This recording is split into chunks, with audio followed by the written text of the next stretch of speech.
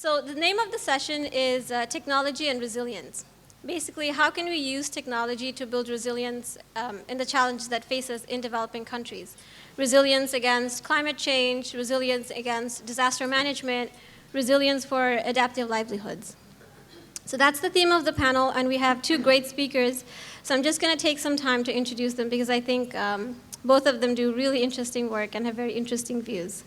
So to my closest is Richard Lace, Country Director of BBC Media Bangladesh. We pretty much all know of BBC Media Bangladesh. I think the most popular program is BBC Songlap, which I think does a fantastic job of connecting grassroots people to their political leaders. Another program we're all very familiar with is BBC Janala, which I think was one of the first in Bangladesh trying to disseminate content for mass people through mobile phones. And their latest initiative, which went on air very recently, is the reality show Amrai Pari, which features communities taking action of their own problems instead of waiting for government or NGOs to spur them to action. And again, the communities are working on issues which build their resilience, like building infrastructure, like preparing for a disaster, or restarting livelihoods through small businesses. Richard brings in more than 15 years of professional experience in the nonprofit broadcast sector. And he has extensive experience engaging people across Africa, Asia, Europe, South America, as well as running one of the leading community radio projects in the UK. Thank you, Richard. To my further is Arjun Venkataraman. He's an engineer and entrepreneur and wears many hats. And he has very strong beliefs about what the role of technology is in this context, in our context. He believes in designing for efficiency and economy. After graduating with a degree in engineering, Arjun went on to join a technology startup, Atlantis Computing. Arjun helped make Atlantis from a small startup to a multi-million-dollar company in Silicon Valley. After years of working in the private sector, Arjun realized he prefers building solutions for people rather than for enterprises.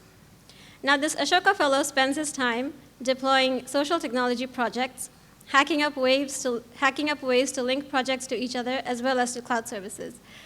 We use hack in a very positive sense. We don't mean hack as in the criminal activity, obviously. He's a big advocate of the open source movement and an open source way of life, and I'll let him articulate his very interesting views.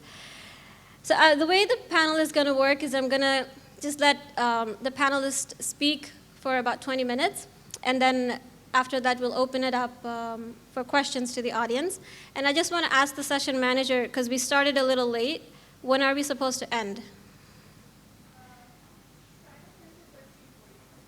4:45? 3:45. 3:45? Okay, sounds good. So I'll start with you, Richard. So just tell me what excites you right now about technology and development? That's a big question. I think, well, I'm going to avoid your question and come back to it. I think one of the very interesting things is that when you introduced me, we started talking about product. And this is no criticism, because we've had this discussion. But I think it's interesting when we talk about technology, and for me, when we talk about media output, that we quite often leap straight to the product. So you talked about BBC Janala. Many people in the room will have heard of it, although that's not a product that was aimed at you. If your English is good enough to understand what I'm saying here today, then you don't need BBC Janala. Songlap, perhaps, is aimed at some of the people in this room. Amrai Pari definitely isn't. Another brand of ours is Ujang Ganganaya on ATM Bangla, which I suspect not very many people in the room will have heard of. Because those products are not really aimed at development professionals in Bangladesh or anywhere else.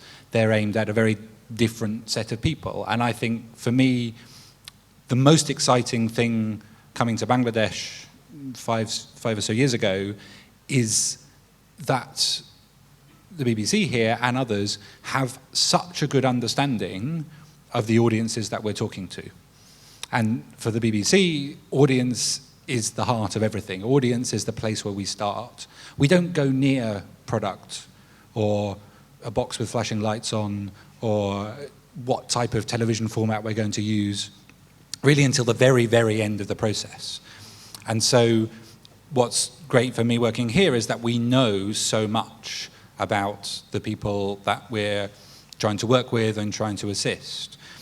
Because people are complicated, yeah? People are not easy to understand very often. And particularly if you're trying to shift their behavior or move their attitudes in some way, improve their knowledge about something, then there's many different interplaying aspects of their lives that you have to understand before you can go anywhere near designing a piece of technology or a piece of media to help that happen. We heard just before lunch from a woman whose name I've already forgotten, and she's there, and I can't remember your name, I'm really sorry. Karishma, about the behavior change projects that you were working on in mobile in Africa. And I think you said some things which I'm at risk of repeating, in that the way that you can shift behavior really requires a thorough understanding of the underlying social structure that you're dealing with, of the barriers that are currently preventing people from implementing a particular activity or behavior, of what motivates people in the target audience to do something, and also the underlying social norms, the systems, the societal structures which sit underneath all of that. And of course, the people that you're talking to also form part of those social norms and societies and structures. So everything is linked, and I think it's a very complicated thing to try and do. But to give you an example, and to go back to Amrai Parry, which we started with, that came about. This is the television program that, if you've ever seen in the UK, Challenge Annika, it's a bit like that. If you're American and you've ever seen Extreme Makeover, it's a bit like that, in that there's a village who are coming together to do something which is going to help them become more resilient, particularly towards natural disaster. But we didn't just pluck the idea out of the air. It came off the back of 2 or 3 years of quite in-depth research here in Bangladesh, but also in 6 other countries in Asia, where we were looking at why certain people in the region were already taking adaptive action in respect of climate changes or shifts that they were seeing in resource availability, and why certain people weren't. And the insights that came out of that for Bangladesh were that people were waiting for help. They were waiting for the government or an NGO to come and do something for them. At the same time, they didn't really trust or believe that the government or the NGOs were going to ever come. And even if they did, they didn't quite believe that it was going to be in their best interests. And also they thought that action meant money. Action meant loads of concrete, big, expensive programs that they couldn't possibly do without help. So addressing those barriers and understanding why they weren't acting was one of the reasons why we designed the program in the way we did. And another insight was around the odd one out syndrome. So a lack of desire to act because people felt that they would be laughed at. They would be the only one in their area that was trying a new agricultural technique or securing their house against high wind in a particular way. And they weren't willing to do that if the people around them were not doing it as well. And so using television and now social media as well to give examples of where that had already happened, helping communities share techniques amongst themselves, and critically showing the economic impact of doing so and what benefits it can bring, has proven to be really successful, in that of our 15 or so million viewers, 35% of our viewers say that they have taken some adaptive action off the back of having watched the television program, which for a behavior change intervention is a big number. Yeah? So you asked me what excites me. What excites me is that knowledge, that deep understanding that we, and I'm sure many people in the room, have about the audiences that we're talking to.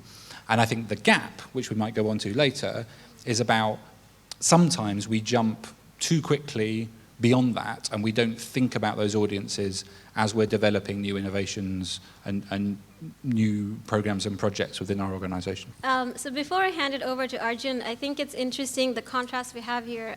Arjun, I'll actually ask you to talk a little bit about Mojo Lab, because we kind of know what BBC Media represents, but not so much about Mojo Lab. And I think both of them represent very drastic approaches to technology for in the development context, with BBC Media being huge organization. I think, correct me if I'm wrong or if I offend you, top-down design. And Arjun is the complete opposite, with very small team, very bootstrap model. So with that, I'm going to just ask Arjun to explain a bit about Mojo Lab and the kind of work you do. Okay, so the Mojo Lab, the name is pretty much the best way to describe it. So we picked Mojo, even though we're in India and nobody understands what Mojo is inherently, we picked Mojo as part of the name because it comes from Africa. Shamans in Africa typically hand you something called a mojo, which is essentially a bag full of sticks, stones, whatever else, with some faith thrown into it. And they expect you to believe that that is going to solve all your problems. And that is the origin of technology that comes from top down in many ways. And so we wanted to make it possible for people to create their own mojo or mojos, and that was the whole idea of open sourcing this complex idea of technology. Everybody likes to believe that they're not tech savvy. The number of people in this room who've told me they're not tech savvy, I could probably count it, and it'd probably be a big percentage. But that's exactly the point. We're reaching a point in human development where it's not going to be feasible for people to be able to say, I'm not tech savvy. Even the people who are not tech savvy are using smartphones that have more computing power than the biggest supercomputer that started out. So you're already in control of something that's so powerful, you can't afford to not be responsible for it. And so we wanted to build that as a philosophy and also in practice. So we started the Mojo Lab as an R&D organization around that. And the other organization that's not an organization that's registered, but it's an association, we call it Hackergram. And the notion there is that we want to build hubs of innovation, and typically in remote areas.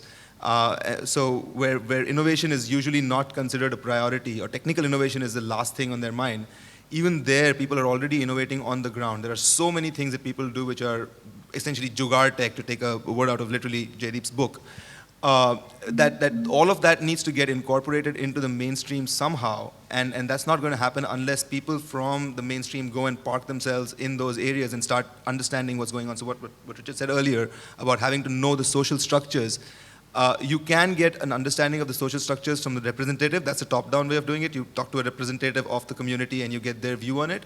But representatives typically are no longer representing the bulk of their communities, because they've been in that representative position for long enough that they're no longer representative really. So the only way to really get grassroots understanding of what drives behavior, what drives adoption of technology, is to go and live with people and understand what they're doing on a daily basis. And we believe that you don't typically find out until you spend 4 seasons, which is the 4 agricultural cycles, in a location without finding out. That's when you find out what's actually happening on the ground. So that was about Hackergram. So those are the two organizations that I run. Anything else you need on that? Cool. So now I'm going to go after the question that you asked. What's exciting about technology right now? And so what's exciting right now is that if you look at what's happening in technology from World War II on, technological innovation was spearheaded by states initially. It was like, I'm going to build roads, I'm going to build railways, all of that. That was state-driven innovation for the most part. Then we moved into a period of corporate-driven innovation, which is what we're ending right now. So big corporations innovating stuff is what was next. So Microsoft was big, Sony was big. These guys did a lot of innovation of things that improved lifestyles or influenced them in huge ways. Improvement is a relative term. And now we're going into with open source technology and hardware becoming cheaper and cheaper, and Moore's law getting computing cheaper and cheaper. We're getting into the space where increasingly communities and later individuals are going to drive what is innovation and what actually drives the world. And so that's really exciting, because we feel that that's what's going to be, so what you're looking at here is, we really believe that BBC represents the last century's technological innovation model, because they built pretty much the entire global news network. There's a time, even I remember this when I was a kid, BBC News was the only reliable channel that we would follow because everything else was so biased. And then over the course of my adulthood, we've started to see that there's so much competition in the media space that it's almost impossible for anybody to remain non-aligned. And so now the only way to get real reports is to go and talk to people on the ground. And we built tools to facilitate those voices coming into the mainstream where people like the BBC can pick them up and verify them and then start actually putting them out into other parts of the world. So that's what's exciting and really, really exciting right now. So we sat down for lunch. So I've had the privilege to talk to these speakers before the panel and like, what should we share? And usually for an audience to come to this panel, they want to hear stories of success, like, oh, this is a great product that I can go back to my organization with. And again, I was really pushing them to, oh, can you give me some projects that you can talk about? And both of them really pushed back on this product mindset. Like, we have this mindset like, oh, this is ready, and I'm going to take it, and my NGO, my community is going to be awesome. So both of them wanted to focus on the broader issues of how do you, what does really mean to design technology for the community, and what should an organization do if it wants to adopt technology? Should it take something off the shelf? Should it design with the community? Should they adopt open source that already exists? So I'm just going to start with Arjun, and then I would really like to hear your thoughts on what you think about that as well. Right. So we've sort of seen this. So I've been doing development-based projects. I used to sell software to Wall Street till 2010. So I've been doing this for the last 6 years. This is my 6th year doing this. Over that period, we've seen that there's a big, in technological interventions that are supposed to be social impact generating, they're typically driven by very specific agendas. So somebody will go and build essentially an ERP system with a different skin on top, which is data management in some way, shape, or form. And they'll put a brand name on it, and they'll say it's a new product, and that's almost like it's one of the PR strategies that they built new technology. But that approach it fails because it requires you to train people on a very specific tool set. That's an additional overhead. And then if you're not sharing that, if that same piece of tech can't be used in 5 other places, that investment is pretty much locked and gone away. You've spent huge amounts of money because techies don't charge small money. Everybody here who's got a tech budget knows that it's pretty big. And so what we're after is that we want people to be able to reduce their tech budgets down to less than 10%. You shouldn't be spending more than 10% of your money on your tools, because the remaining amount of money is what is meant for doing the things that you need to do with the tools, not building the tools themselves. But we tend to find that happens more often than not. So I have examples of horrendous projects that I love giving. This is one called Samadhan in India. It was run by the UN. And they ran it in 2 different districts, right? And so they came up with this idea that we're going to have people report grievances over SMS, and then we're going to plot that on a map. This is pretty common structure. Ushahidi has been around for a long time. It's an open source platform. You could have just picked that off and done the customization on top of it. But instead, they chose to hire a company to build an entirely new platform, which was, again, basically a database with a map layer and some points on it. And that company didn't open source it. They patented it, and I believe they're not trying to sell it.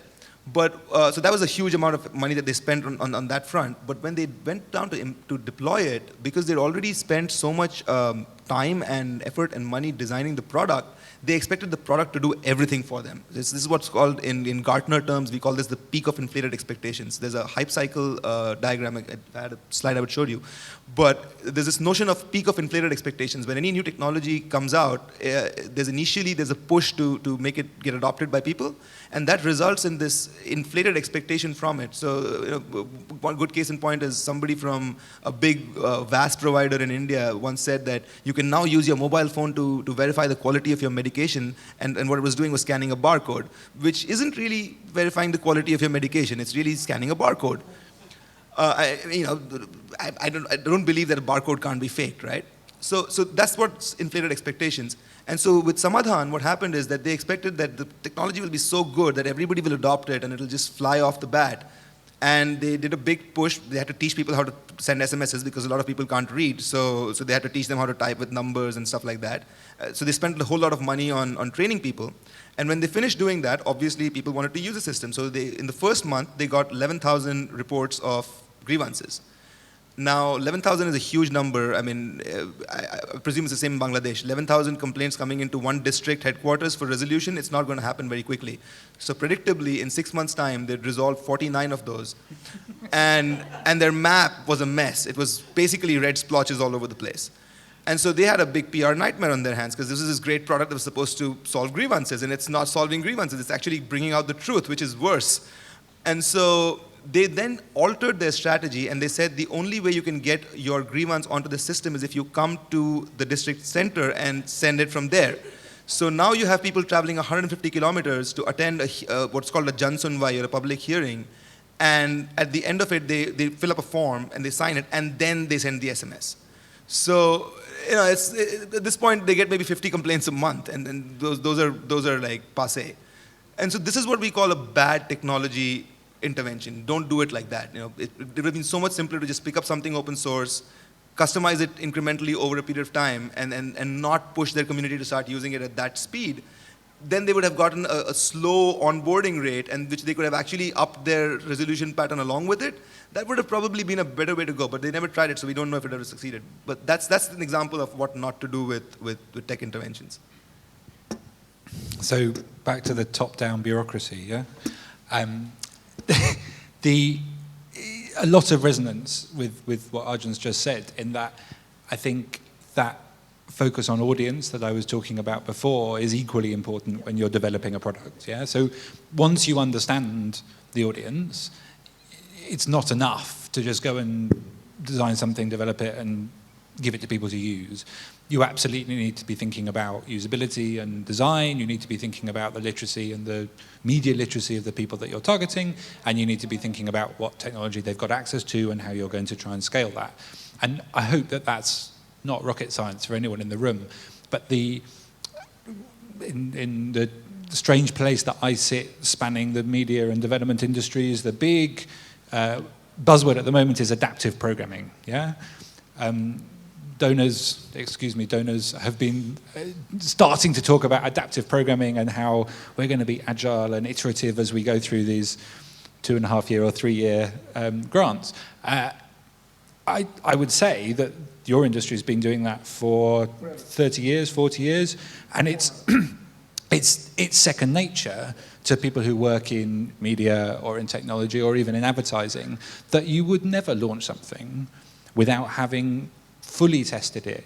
3, 4, I mean, for Janela, 2 years worth of development and testing to get us to the point where we were ready to launch a product to the public. And then after you launch, just as people before lunch were saying, you keep iterating. You keep going back to the audience, seeing if it's working, asking them not just, you know, development-y questions like, have you washed your hands today, but also asking them what they think of the characters who are in the product, what they think of the tone of voice that's being used to deliver the message. Do they like the music? Is the presenter wearing the wrong type of clothes? Would they prefer her to be wearing something different? You know, all those sorts of things you have to keep trying and trying and trying and changing and adapting as you go. That's not cheap, yeah? This sort of thing can be really good value. I mean, if you look at our cost per reach, we're talking something under 15 cents per reach, something under $1 per behavior change result. But the total investment for something like BBC Janela is $25 or $30 million. I mean, it's expensive, but it's good value, I would say. So I think there's a mindset there that we need to get into, that these sorts of things can't happen overnight. And if you're going to do them properly, they need that proper level of investment. I've lost my thread a little bit. You're going to add, go for it. So this is interesting, because what Richard is saying, it holds true in my mind for things that have a specific agenda. Like BBC Jangla has a clear agenda, teaching people English. So that's a clear agenda. You can afford to spend money on a clear agenda, because there you have a clear idea of what a victory looks like. Like a behavior change, you can track it down to the dollar, and then you can say, okay, $30 million, we got this many behavior changes, great deal. But when you're talking about something like resilience, that's a different ballgame altogether. Resilience is not something you do. Resilient is what you are or you aren't. And that state of being is not something that I believe is possible, or well, it's not easy to achieve through a centralized outpush. What you need to do is have people and communities at the ground level build attributes that they can sort of multiple application attributes. So for example, if I was trying to teach a community to be resilient, I'd teach them how to use email, teach them how to use their phone better, get content on and off their data cards, which are all things that people often don't know. I mean, I don't know how many people in here know how to get your data card out of your phone, put it in a USB stick, take it to a download center, copy content onto it, bring it back and share it with other people. It's not a trivial problem. People need training around those things. And so we like to build skills in that area which are generic, which can be not just applied to one kind of an outcome. It can then be also applied to livelihood. So somebody who can use a computer has a better shot at livelihood than somebody who can't. And so you're basically building attributes, you're not teaching specific skills. So we've taken that view, and so again, I'd be very happy to spend money on something like a Janla or specific content outreach kind of a program. But when it comes to saying that how do I measure the resilience of a community, or how do I build that, I would much rather have that be built through very low intensity, very cheap. Just somebody like a student can go out and teach somebody how to use email. It's not rocket science from the point of view of somebody who lives in the city. But that approach, it's not popular because you can't make a big show out of somebody just going and teaching people how to use email. But that's valuable actually, because making a show costs money as well. So you're saving that PR budget at the same time. So all you're doing is really paying for people's tickets to go into these remote locations with the technology they already have and showing it off. And that's pretty much it. That's all you really need from the resilience point of view in our view. And I think the key to it is having a really clear theory of change up front about how what you're doing fits into the wider ecology and is going to help people along that pathway. I think, and again, I've got my comms hat back on, but the theory that goes behind how you can shift behavior is also complicated in that there's 100 drivers, and which ones are you going to hit with this particular output? So if it's about digital literacy, that's absolutely part of the jigsaw, which is going to take people towards whatever your ultimate aim is, be that around economic inclusion or be that about, efficacy or whatever it might be. We find one of the big findings, particularly here in Bangladesh, is that community discussion is a massive driver of a lot of things that you wouldn't think it to be a driver of. And so knowledge can do so much, social norm changes can do so much, enabling technology can do so much, but if you can just get people to sit down with people that they trust and talk about something, that can actually do a lot of good. And so a lot more of our products now are focusing on that discursive element because that pushes people in the direction we want them to go. And particularly when you're working with donor funds, having something to measure is absolutely key. But if you can set out your theory of where you're driving people, and yeah, I'm not going to be able to measure right to the end, because that end might not be for another 15, 20 years, but let me tell you about how what we're doing, we have a reasonable expectation that that's going to lead to this, to this, to this. And setting that out early, I think, I'm probably preaching to the converted in a room like this, but a strong theory of change to underpin that before you go anywhere near a product is really important. Measuring things is a big, it's a concern for us because it's hard. Measuring things on the ground is really, really hard. So one of the ways we measure resilience in, say, communications is we figure out how many different ways of communicating does a person know how to use. So if they're on email, Facebook, Twitter, SMS, phone, and they're also reachable personally, that's six ways you can connect to them. Which means that if one of them goes down, there's still 5 different ways to get to that person. So what we're after is building more connections to the same people that you don't have to be dependent on only one link. So it's not just on the mobile phone, or it's not just on email, it's a combination of multiple things. And then it's not just how many links you have, it's how many people you connect to using those links. So those are the 2 things we measure, which is what's your network size and how many media are you using. So that tells us about how resilient a community is. Because if you have a person who's the only way to reach them is through this other person, it's going to be very, very fragile because that person goes away, your link is broken. So a great example of this is using mobile phones versus television. So we work a lot with Wi-Fi mesh networks in remote areas. And so obviously the simple way to do it was, smartphones are getting more and more popular. We don't need to do anything else. We just wait for the smartphones to get pervasive and then everybody will be on the Wi-Fi mesh. But that actually doesn't fly at the village level because most of the mobile phones are owned by the men and the smartphones are the expensive ones, so definitely the men are going to take them and go out. And the household then remains disconnected. So instead of going with the mobile phone as the end device, we decided to go with the television set as the end device. And so we took a little Raspberry Pi, stuck it next to a TV, which basically converts your old CRT television into a desktop computer. and that is fixed. It doesn't move out of the house. So now you're kind of guaranteed a position in the house, and it's always going to remain connected as long as your network is up. So that's the kind of design decisions that we take in terms of resilience.